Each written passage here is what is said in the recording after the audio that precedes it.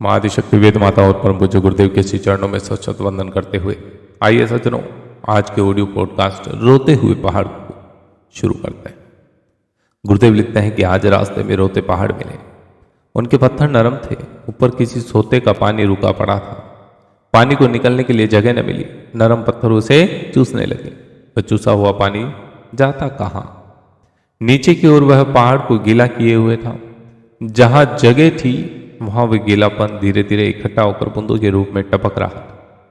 इस टपकती बूंदों को लोग अपनी भावना के अनुसार आंसू की बूंदी कहते हैं। जहां तहां से मिट्टी उड़कर इस गीलेपन से चिपक जाती है, उसमें हरियाली के जीवाणु भी आ जाते हैं। इस चिपकी हुई मिट्टी पर एक हरी मुलायम काई जैसी उग जाती है। उस काई को पहाड़ में कीचड़ कहते हैं। जब वह रोता ही है तो आंखें दुखती ही होगी और कीचड़ निकलती होगी। ये कल्पना कर लेना कोई कठिन बात है। रोते हुए पहाड़ आज हम लोगों ने देखे, उनके आंसू भी कहीं से पहुंचे। कीचड़ों को टटोल कर देखा, बस इतना ही कर सकते थे। पहाड़ तू क्यों रोता है? इसे कौन पूछता और क्यों वह इसका उत्तर देता? पर कल्पना तो अपनी जिद की पक्की है। मन ही मन पर्वत से बातें करने लगे।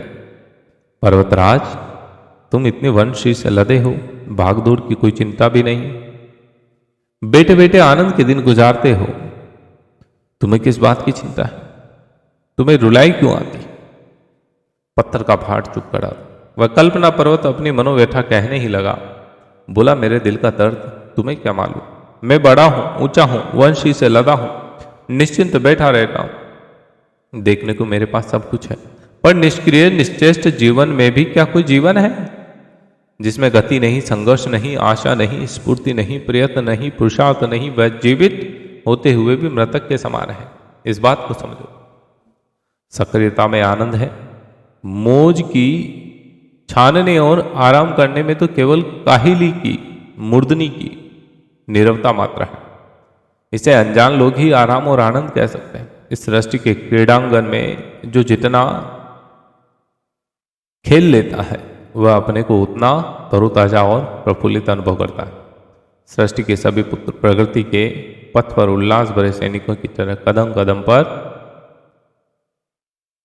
बढ़ाते हुए मोर्चा पार करते चले जाते हैं। दूसरी ओर मैं हूं जो संपदाएं अपने पेट में छिपाए मौज की छान रहा हूं। कल्पना बेटी, तुम मुझे सेठ कह सकती हो, अमीर कह सकती हो, भाग्यवान कह सकती हो, पर हूं तो मैं निष्क्रिय। संसार की सेवा में अपने पुरुषार्थ का परिचय देकर लोग अपना नाम इतिहास में अमर कर रहे हैं, कीर्तिवान बन रहे हैं। अपने प्रयत्न का फल दूसरों को उठाते देखकर गर्व अनुभव कर रहे हैं। पर एक मैं हूं जो अपना वैभव अपने तक ही समेटे बैठा हूं। इस आत्मग्लानि से यदि मुझे रुलाई आती है, आंखों में आंसू बरसते हैं, कीचड़ निकलते हैं, तो उससे अनुचित ही क्या है? जरा सोचो। मेरी नन्ही सी कल्पना ने पर्वतराज से बातें कर ली, समाधान भी पा लिया, पर वह भी खिन्हित है। बहुत देर तक यही सोचती रही कि कैसा अच्छा होता यदि इतना बड़ा पर्वत अपने टुकड़े टुकड़े करके अनेकों भवनों, सड़कों, पुलों के बनाने में खप सका होता। तब भले ही वह इतना बड़ा न रहता, संभव है इस प्रयत्न से उसका अस्तित्व भी समाप्त हो जाता, लेकिन वह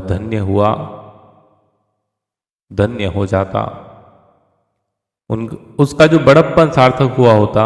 इन परिस्थितियों से वंचित रहने पर यदि पर्वतराज अपने को अभागा मानता है और अपने दुर्भाग्य को धिक्कारता हुआ सिर धुनकर रोता है, तो उसका ये रोना सकारण सही है।